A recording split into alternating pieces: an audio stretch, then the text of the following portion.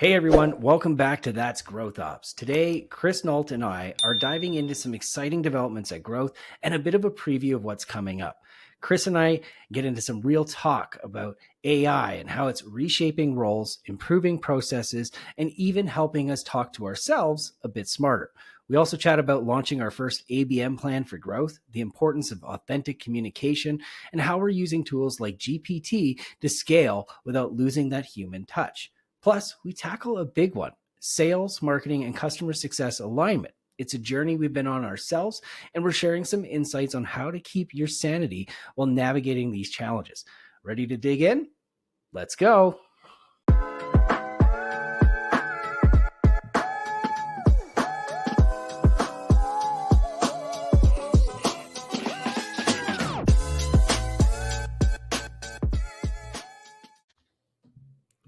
All right, we're back for another episode of That's Growth Ops with Chris Nault and me, Richard Walsh. Let's dive into our fireside chat. How's the week been going? Hey yo. The week's been great, man. I know we just prepped about what we're not going to talk about in this meeting, but inbound's coming up next week, and I was like, we're not going to talk about that. But I changed my mind 10 minutes later. Excited, get to meet a bunch of team members that I've never met. And I know I hate to shamelessly brag because I know you can't make it this year, but next year. So that's really cool. We're entering the precipice of the Q4 and planning for 2025 conversation. So this is that magic moment where all of a sudden talking to Chris becomes important, and you can't just talk to growth. So that's been fun. It's a good business to be in right now. It is. And we've done some crazy killer things at Growth this week. We've finally launched Growth's ABM plan for growth. That's pretty big. I'm excited it's hard about that. It is hard. And I think it's kind of people talk about like the difficult of a true ABM program, right? Yeah.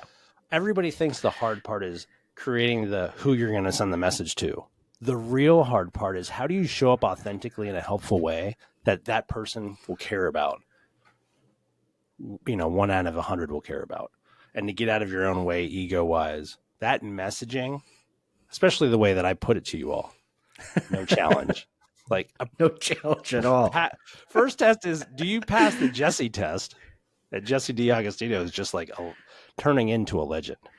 So do you pass his test, and then do you get the Chris pass? And you got both. Nice job.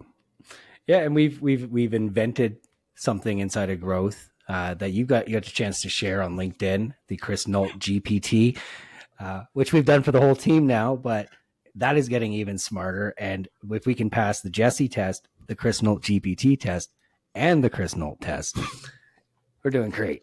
I'm not going to lie. I love the Chris Nault GPT. No joke. It's helped me with, we've got some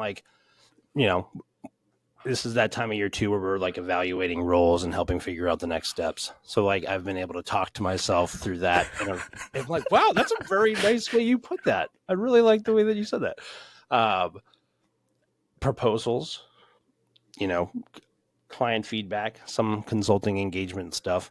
But I have found that the way that the GPT shares information, at least for my opinion, is thoughtful. It's kind. And I don't know, it's presented really well.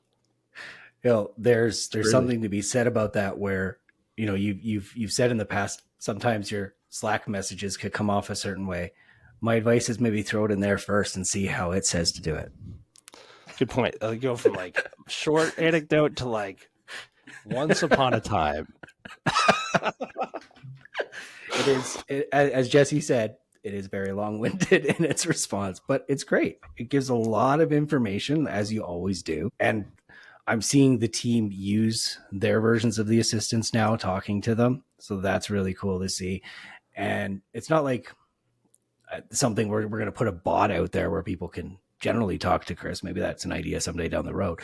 But it's good. I was using it to just think of some things to talk about today, and I'm like, Chris, what would you want to talk about? And then what was not on the list, but I think is something that we should, depending on how much you have or have not heard about it, is the virtual agent conversation. And I think, are you familiar with this are you familiar with the phrase AI agent, virtual agent? So I think Salesforce made the heavy announcement that that's where part of what Salesforce is going for is in jobs.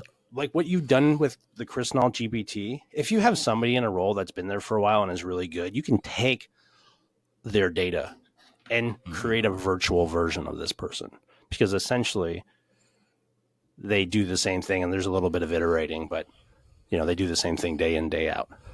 Yeah. I think that one of the big things that Inbound is going to be around is HubSpot's version of this virtual agent. And it's really important as business owners to understand what it is and isn't as we grow and change the business. And then as employees, people working inside the business, what it is and isn't. Because I think a virtual agent basically representing a person doing work all the time for only the cost of the software that's doing the work, rather than the salary and all the things that come with people. And then while that can be scary, the idea is someone like a Will or an Alec or a Rich or a Rick or a Amy can then tap into another version of themselves all of the time. And the Chris Nault GPT, I think, is like a virtual agent light. Yeah, I totally agree. I mean, I've created one of myself, and what I've found very useful is if I'm blocked on something, which can happen, especially when you're doing like copy creation and you tend to overthink it. Is this going to be good enough? Is this doing it the right way? Is it positioning the right way? And it's kind of like, no problem, bro. I got you. This is what you need to be thinking about. And it just kind of takes out it's nice, the heavy lift, right? It gets me to a point where it's like, okay, here's something I can work from now versus trying to dig into it.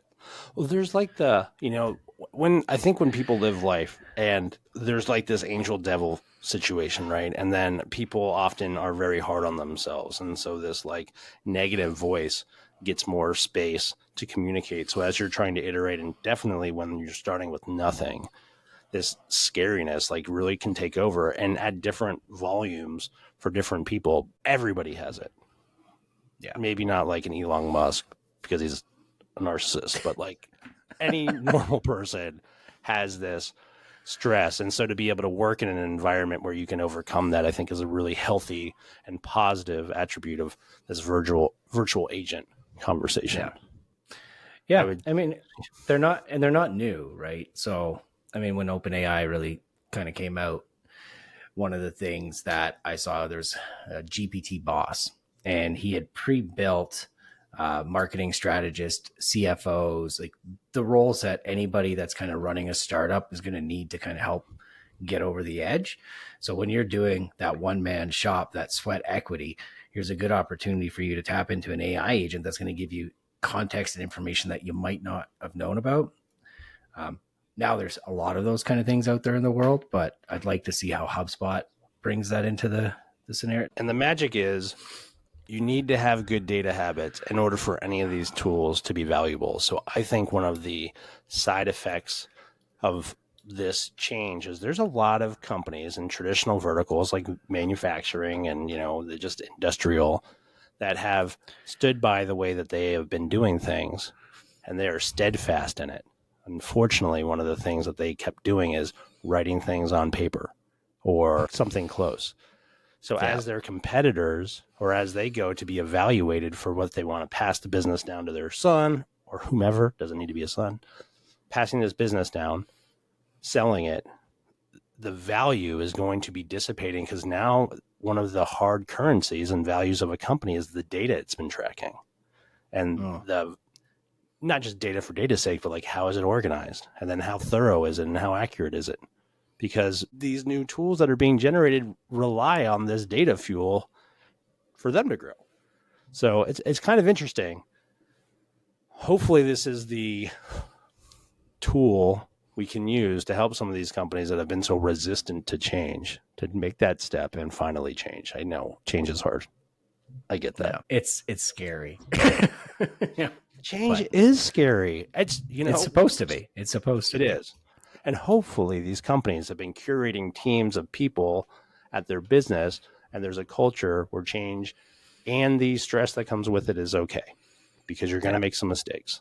And in a previous episode, we talked about this LinkedIn post that Yamini, the CEO of HubSpot, shared, where she was kind of like an open letter to LinkedIn, showing how HubSpot used AI to help with some of the self-help. She admitted it wasn't perfect. There were problems. But after iterating through these problems, they have a better system and are helping customers in a new, faster way, which is what they want anyway. Yeah. So, well, and this mindset's tricky.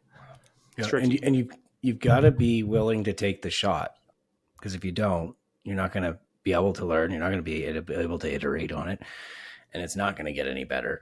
You can't just go, well, that was a completely failed attempt, and then abandon it. I mean, you can, but if you can start with something and go, you know what, there is some value here. There is some juice here. Let's continue to improve it. Make that decision after you've tried. Yes. And you have to make the time and space for that. And I know I can empathize as somebody that's business is growing and new employees are being added all the time. Like, I can empathize for the time crunch that comes with that. But that's kind of the responsibility of leadership, is to not make excuses, find the opportunity, and then like lay it out, do the work. And, you don't have to go the full marathon. Just get on the track, start moving forward. And then that way the team and the people around you can follow you, rather than pointing fingers or making excuses, which we all know is not my favorite. And, with that, I think there's a good segue in there is being willing to try, looking back to alignment conversations about sales, marketing, and customer success. That was a journey for growth. It's a journey for every client that's gone through it. I think, again, you can easily get hung up in the minutia of things, the mechanisms of it, versus actually creating alignment.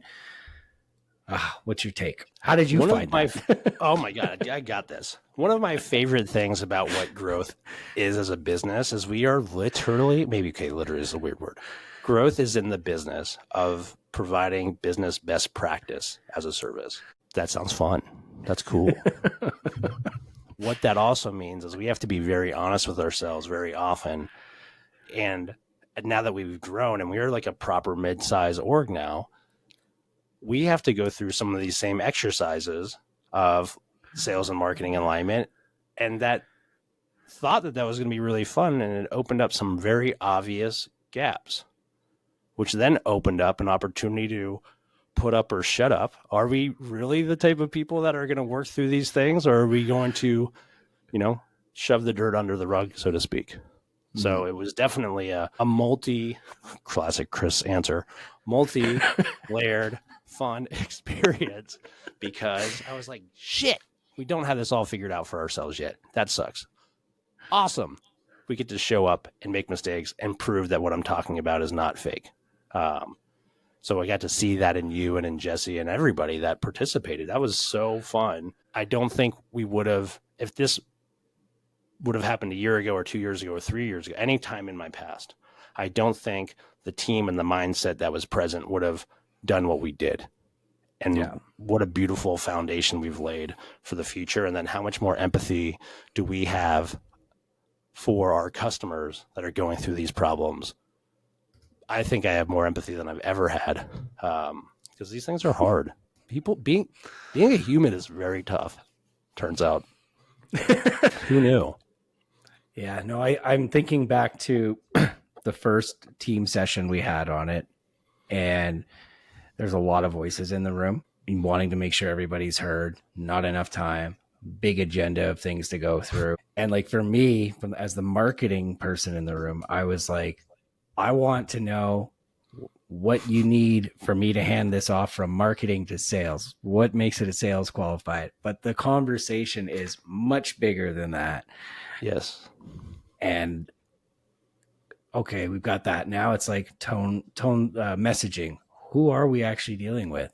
Well, what are these opinions? Like there was a discrepancy between what marketing thought the ICP was, what sales thought the ICP was, and what service said the ICP was. So it's very exposing, I think. ICP is an interesting conversation in previous episodes, and then just in my talks on LinkedIn. Like, I did not want to niche growth around a industry. I wanted to niche around a problem, and saying growing pains means a lot or nothing to a lot of people.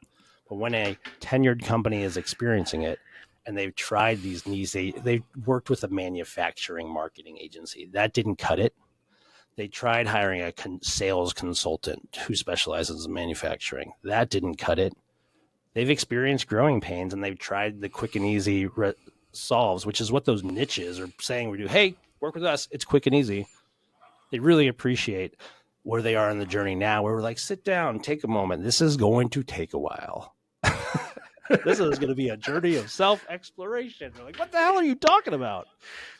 No, that's where it starts, man. Know thyself. Oh, that's great.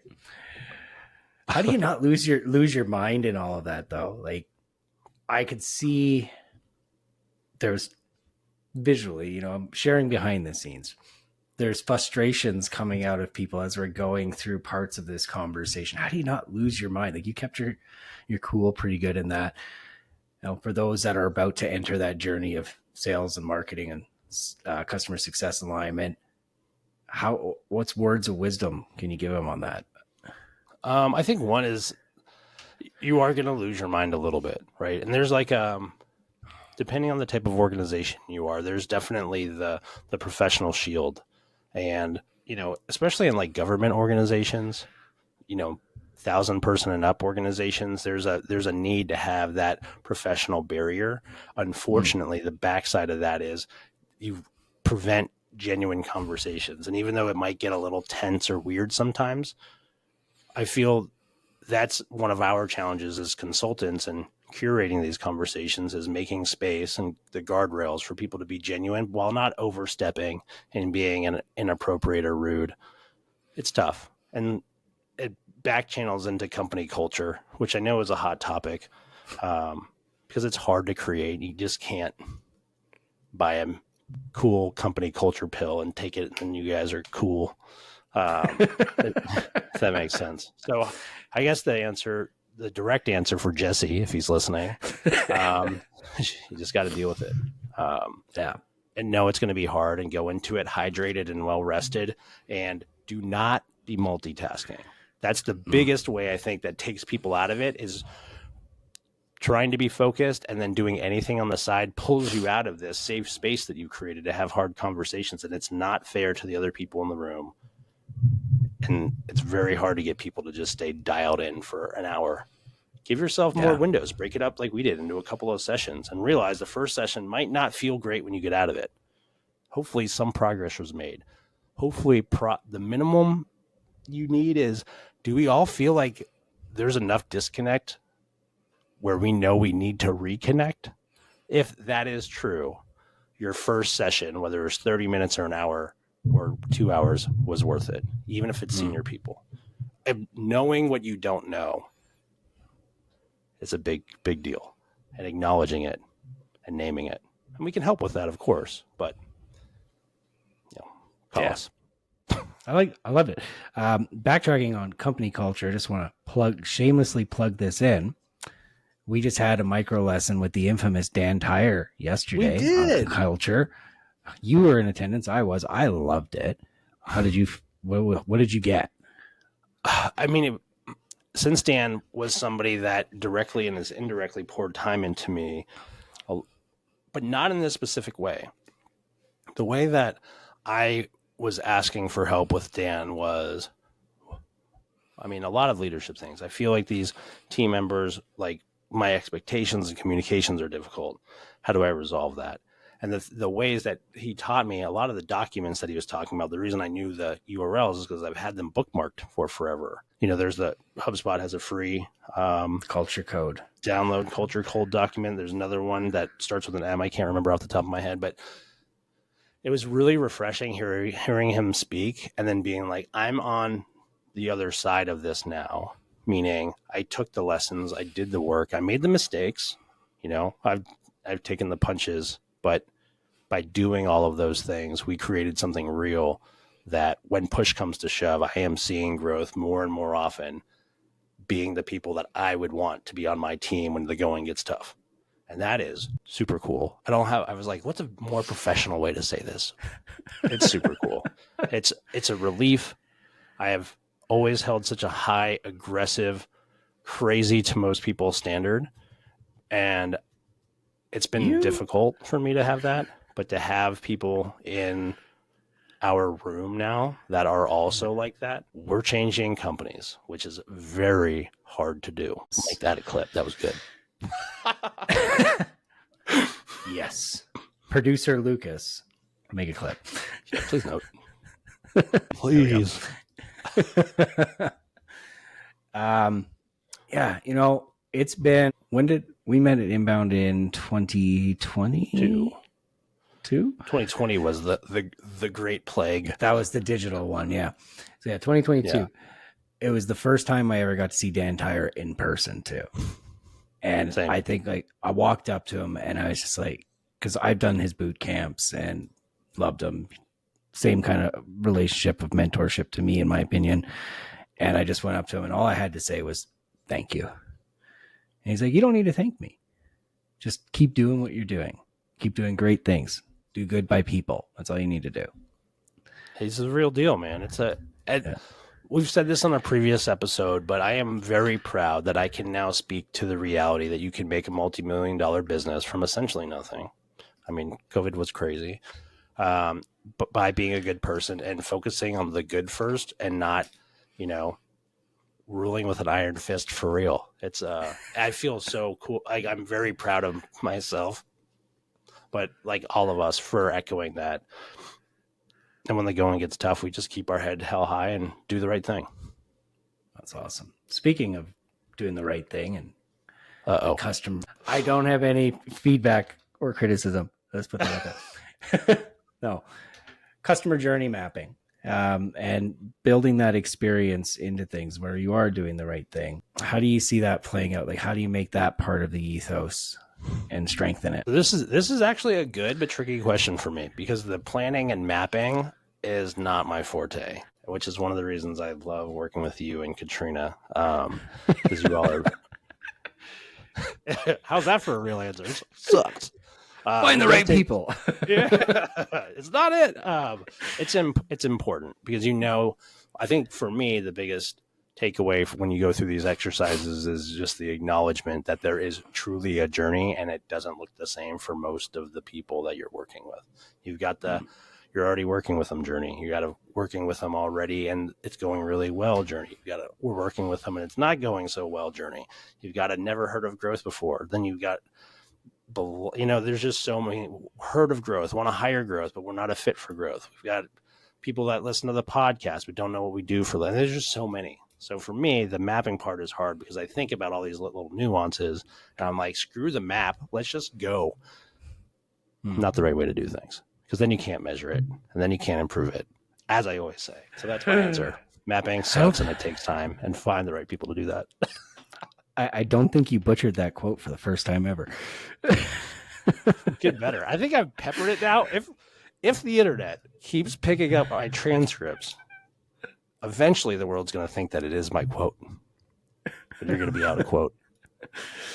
I'm not the originator of it, so I'm okay with that. All right, cool.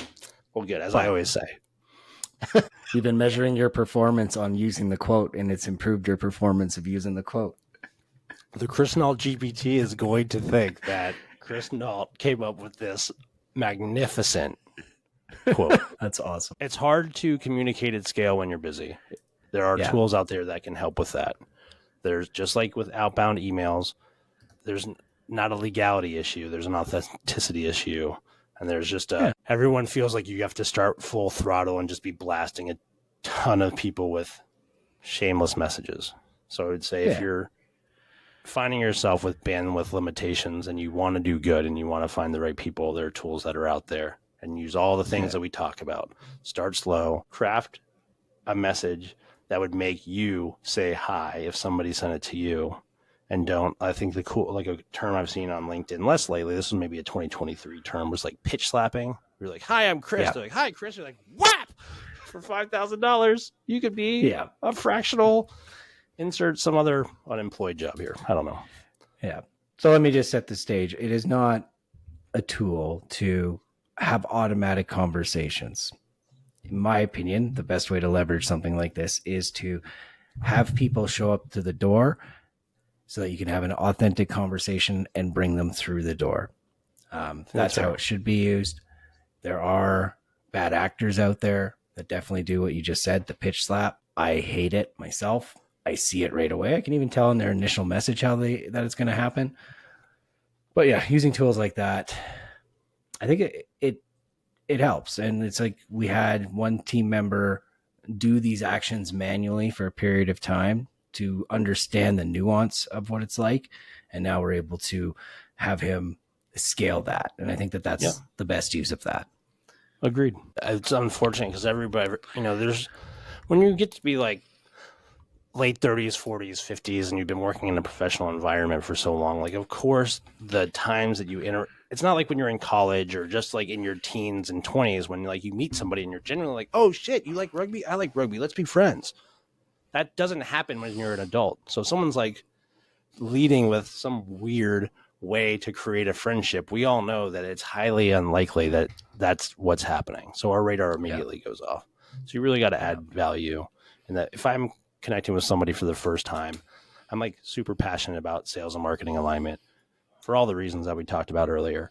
And so my first thing is I am in partnership with DataBox. I have invested my own time outside of growth to learn more about what's working and what's not. And so would you like the opportunity to speak into this? And if I like what you have to say, or if it's important, I'm going to ask you for your permission and then I'll cite you on it. A lot of us don't have the opportunity to have our voices heard. So it's a pretty nice way to open up a conversation and there's no hook. Like, of course, now you know who I am. Now you know, at least at a very light level, what universe I live in. And if you want to ask me for help, I talk about all the time, I'm happy to help. And that doesn't mean that you have to pay me for that transaction. You may find what I'm saying is valuable because I am very smart and incredibly handsome. But I got to talk to my GPT. You know what I'm saying? I know it's going to get to the transcript. So if you need help and you want to pay for it, that's a thing. But like, that's not why I'm doing it. No, maybe it is. I don't know. There's like a little bit of that, of course. 1 in 100. And they got to be the right fit and with the right problem.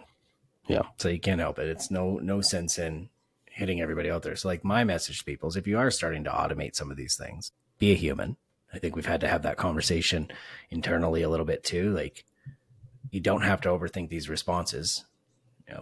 You don't need the guardrails of a playbook. What you need to do is just have an authentic conversation that goes somewhere. I mean, our outbound, like, we don't need to hide it. Our outbound is to tell companies that we do outbound. We do account-based marketing. And then we say, like, this email, this footer, this link, all these things are attributes of a really good outbound campaign. The fact that you're seeing this ad here and you're getting messaged on LinkedIn from insert Alec, whoever, this is all an orchestrated plan just to say, hi, I'm here. And I know companies have certain problems and I know that we're really good at solving them.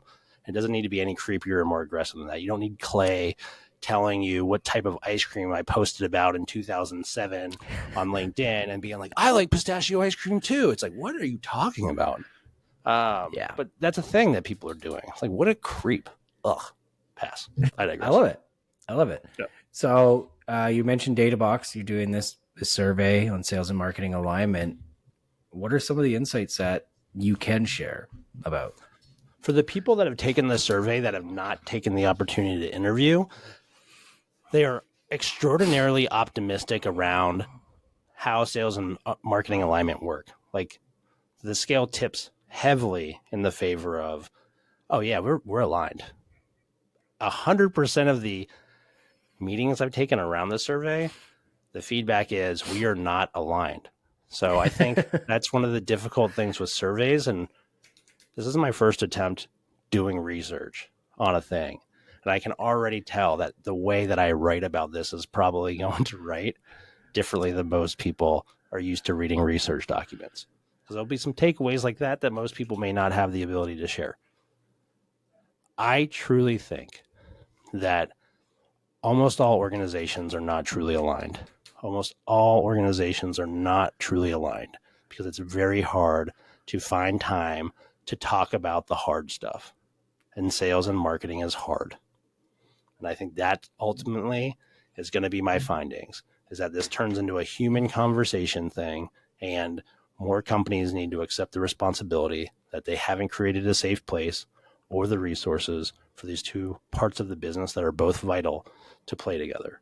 And it's stupid and it's lazy and it's frustrating, and you can't take a magic party pill and fix it. You literally have to dig into the root of the problem, which is communication expectations, who are the people on the team, all of those things. It's not easy, and it's all intrinsically outside of what a consulting firm's job is in this aspect, which is help you all align so that way you can market or sell better. I mean, I have a feeling you walked into that survey with that outlook, just based on gut and what you've witnessed while working with clients. So obviously, I think the survey is going to confirm that. Is there anything in there that's shocking to you that you've been discovering? Just the fact that people are, like, when they're not having a conversation, are willing to share more optimistic views when it's an anonymous poll. So like, I can see the research because I'm the one holding it, but like when you look at the results, which everybody gets access to once they take the survey, it's anonymized. And I'm like, wait a second, like, this is crazy. These people are not aligned. You're anonymous. It's okay to be honest, but it's like, that's probably the same thread that's creating the problem in the first place. So maybe the biggest takeaway is I'm not so crazy to think that this is a human problem. Even though it has a cute, buzzy name like sales and marketing alignment. All we can do is continue to take the Dan Tyre approach, coach people through the fact that these are realities. We know this message resonates because we're all doing it and dealing with it. And then even though it's not a specific service, I'm going to keep creating content around the fact that this is hard and it's scary and it's not always going to go well. And you just have to own the fact that that's the case and keep hiking uphill if you want to get to the top of that mountain. Who knew? I guarantee you 25-year-old Chris listening to 21-year-old Chris would be like, who is this person? But that's what time does to people. We grow. Or we don't. Or we don't. And then we're dying, says science. Yeah, Tupac. The man. It's true. It's tricky stuff. It is. So I'm going to come back to something we were talking about in the last episode, where we talked a lot about your journey and growth operations firm. How does growth ops and rev ops, because these are terms that people are throwing out there. Obviously we're talking growth ops because that's how we see it. How do they diverge, and how do they intersect? So the famous line, a rose is a rose, right? So my favorite thing about disassociating or separating growth operations from revenue operations is the fact that and maybe it's more like a square and rectangle situation. Revenue operations is important as part of the macro conversation of growth operations and the act of growing, but it's not dependent on it. Where the inverse is true, the rectangle is that growth operations includes revenue operations. There's no Webster dictionary of revenue operations, so I'm going to give you my version. Marketing, sales, CRM, the dials that tell you when things are going good and when they're going bad. You're literally just putting in little meters, and that is that part. And then if you want to move the levers based off of the data you receive, cool, you're a rev ops person. Then you need, how do you actually move the needle? How do you increase engagement? How do you increase better offers? How do you know your customers? That stuff falls under the growth operational umbrella because you need sales operations and understanding. You need marketing operations and understanding. You need customer service knowledge and understanding. And you need revenue operations and understanding. These are all like the lions that make up the Voltron or Captain Planet of growth operations, depending on your generation. I don't know what came after Power Rangers. What's after Somewhere in Power there. Rangers? Somebody else. There's got to be like a 2000s Yeah, but they example. got in that era. It's like there's too much violence on TV, so we got the Teletubbies. Fair. Well, like it's not like Ninja Turtles, right? Because Ninja Turtles don't combine into one unit. Voltron, Power Rangers combine into one physical unit. So I think that's why that's like an accurate representation of, all of those things combining into one unit. So I was never a big Power Rangers guy, but Voltron all day. You seem to have it down. Do you want to know how Chris Nault GPT answered your question?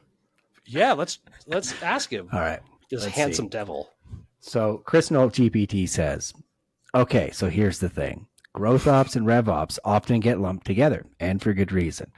But they're really kind of siblings in a way. They share the same DNA, but they've got different personalities. You've got growth ops, which is all about experimentation, iteration, and scaling, new customer acquisition channels, right? It's like the mad scientist behind the scenes always asking, how do we grow faster? Where's the next level? So it's all about velocity. How fast can we pour fuel on this fire? RevOps, on the other hand, is a bit more, let's say, grounded.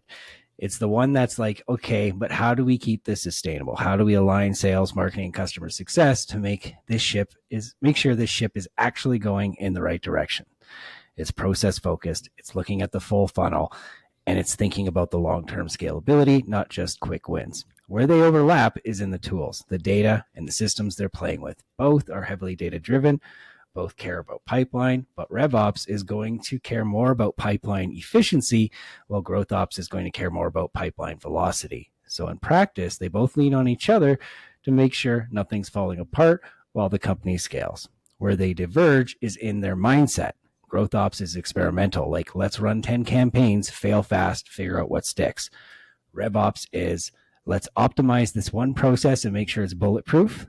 Growth wants expansion, Rev wants alignment, which, when done right, creates a beautiful tension between go fast and be smart. I like it. I think Chris Nault GPT is taking too much information from the internet around just the word growth and like growth marketing versus growth operations. So I think Chris Nault GPT and the maturity of growth operations on the internet still have some time to mature. It is really interesting though, just the way the juxtaposition of how the GPT does speak. I do really appreciate how it talks, which is crazy. The anecdotal side of things, I think, is really strong. But I can really see strong. In live, I can see that the data it's pulling from, it can be a factor in the answers. So that was a really fun experiment, to be completely honest. And growth operations is not a term I coined. It literally is the fastest growing executive role in the world, according to LinkedIn job roles. Companies understand that someone needs the oversight between sales, marketing, and customer service, and the ownership of that connection to be the force behind growing. I think it's now our responsibility to put more content into permanent places, so that way the GPTs can pick it up. And this is my public acknowledgement that the idea of growth operations is still in its infancy. There's lots of signs of life and lots of signs that this conversation has legs and people need to hear it. And I don't mind admitting I don't know anything or everything. And so the reason I talk about growth operations comes from my own experience of 20 years of helping companies of various sizes all over the world grow. And I'm passionate enough to lay an entire company I've spent a lot of time and energy on the line to battle for that term, because I think it's helping we can see it's helping companies change for the better and changing so they are growing. Love it. And I love how it's got both. There's alignment in GPT's perception based on its training and view and what you said, and there's still space to grow.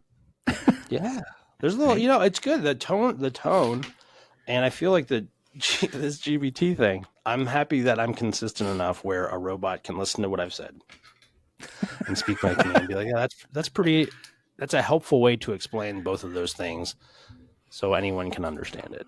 Most anyone can understand it. That's awesome.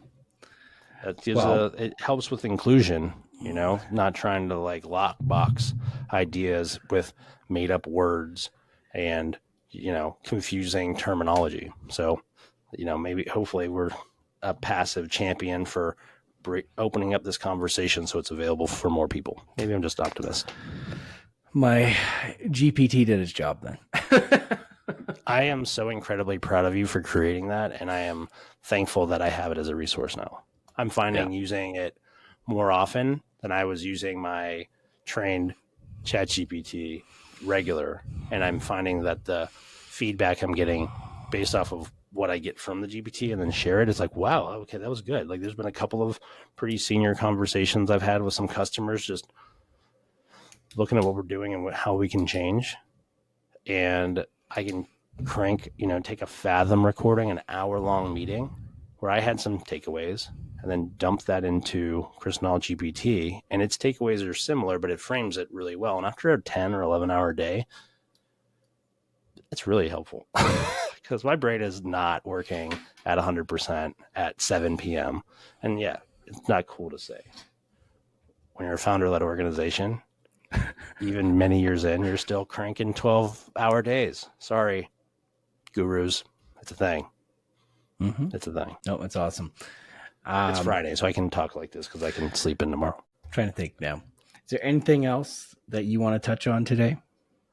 No, I think we need to find a better way to wrap these podcasts, though. It's important that companies, meaning like, it's kind of like a weird, hey, this is the end of the road, which maybe would be a better way of saying it. But for those listening that find any value in this podcast, it is important that you are taking time to understand the different AI tools that are out there. It's important to understand what AI, how it can empower and how it can take away. We saw live that just because you build or use a tool doesn't mean it's accurate. So you still need to have a review phase and a real human interpretation phase. Otherwise, you could be sending people up the wrong mountain on the wrong trail and getting people hurt. And that's scary. That was really enlightening. And then also, like, being a human is very difficult if you are fortunate, unfortunate, depending on how you view leadership. If you're in a space and you feel like you're having difficulty communicating with your team, other teams, it's probably safe to name that and be a little bit vulnerable and try to resolve it. Not naming something, ignoring the elephant that's in the room isn't going to get you any farther, any faster, and likely will do the opposite. And no, there's no magic pill that's going to fix your people problem. It's got to start in your heart. Yeah. If I add anything to that, it's going back to the episode with Daniel Schmela and how AI it needs to be an augmentation, not a replacement. And I've had that conversation with the team quite a bit this week in terms of just some of the stuff that we're producing and conversations around it and going, look, use this as the starting point, your first draft. It's not the final thing. It's not going to capture what you have in your head that we haven't expressed before. So, do your due diligence, add to it, add context to it, and back it up. So if you mentioned the benchmark survey with DataBox. If you have data from that, use that to further legitimize what claim you're making. You can't just create an assistant like Nault GPT and put it out into the wild and expect it to be 100% perfect 100% of the time. I'd be daring to say you can't expect it to be 10% correct 10% of the time. So, add to it. Yeah. Probably a conversation for a future chat is like, what's the impact for people just getting into industries? Like now we're veterans in the game, so we're dumping in data based off of our learned lessons. But if you haven't had a chance to navigate that and you're only relying on secondhand information, you might be doing a disservice of yourself of not learning and growing potentially. Don't need to go down that rabbit hole today, but that's been on the back of my mind recently is like, I've been not going into the rabbit hole, but dipping my toe in, I've been seeing a lot of how AI is being utilized in education, and there's some really cool stuff happening there. But my question is, are you learning what you need to learn? I mean, we both have our opinions, which I think are pretty on the same line about post-secondary education and its efficacy. But I think within that, it's like you still need to do the learning. You can't just farm out the learning. And enjoy it. That's the fun stuff, man. Solving the problems and figuring out the tools that are here in your toolbox. When I was playing rugby in college, I had this captain, Adam Kelly. I can't believe he gets a moment of airtime. He was rough. He's still a friend, but man, that guy. But one of the things that he taught me was, like, as you get hit or hit differently, all these little elements of the game, you're adding tools into your toolbox. And so the longer you play, the bigger your toolbox is. And I've found that same mindset to work really well over and over with how I've run businesses and work with customers. So thanks, Adam. First and only time you're going to hear that. We're still friends. I'm just messing with them. And now I will send this episode to all the boys so they can hear it. All right. In typical fashion, we're going to send off on this episode. What's the latest song in your Spotify? Oh, this isn't good, but I do know it's Diplo. I went on a long run. Diplo's Heartless featuring Morgan Wallen. Surprising for me, too. I've been out of the house game for a minute, but it's pretty good. That's got to be some... 613 million listens. And, like, never heard of the song before Spotify put it up. So shout out to Diplo. He also went to UCF. Fun fact. Oh, did he? Nice. Wow, I got a lot of memories today. Paint by the Paper Kites. Nice. Is that a children's song or is that a adult song? They're an Australian music group. It's kind of like folky alternative. I don't know if you've heard of, down in Nashville, there's a thing called the Roadhouse where they bring in like musicians and stuff. So they were on there. Yeah. Sick. You're very hip, Rich. You're very hip. I've taken my Spotify mixes back from my daughter. Yes. No more Troll soundtrack. Oh my God, Troll. Anyway, digress. Yeah. I appreciate you, man. These are really great shouts. I hope for people that are listening that they find this helpful. One thing that I haven't done is probably said this out loud. If you like what I say and you need some help, you are welcome to reach out to me. I'm very easy to find. Christopher Nault, Chris at Growth, Google it, LinkedIn. My email, I'm sure, will pop up, apollo.io me. Yeah, I would love to help. I'm around. Chris is out there. Accurate. I need some X-Files music on that one. No, but yeah, you can find Chris on LinkedIn, pretty much anywhere. Just search him up. Myself as well. If you want to reach out and talk, we're there. Our entire team is there. And if you're not a member yet, you should also check out the Redwood Grove community. Links in show notes. Close to 100 people. We don't talk about this either. I'm going to do a better job. We created this no pitch environment for, like, sure, there's some customers in there, but really it's for, like, really powerful go-to-market leaders. I say powerful, meaning like they love what they do, they're passionate about what they do, and they're passionate about helping others. We've created a Slack community safe place where we're all there. People are asking questions. Hey, I've got this issue. Hey, I'm trying to find an ERP that works with this thing. And there's just a lot of knowledge in there. So if finding a safe space to be really smart and share what you do and keep this vibe up, being good people, the Redwood community is Googleable, or find us and we'll help you get there. And if you're listening to the podcast on YouTube, be sure to hit the subscribe and get the notify bell clicked. And if you're listening on Spotify, be sure to click that follow link. Going to be doing some fun and engaging things on both of those platforms as we continue to progress. So thanks for being here. We're around episode 14, I think. So we passed the 10 mark cusp. Congratulations. Yeah. Thank you, Rich. You're the man. Thank you. Bye, everyone.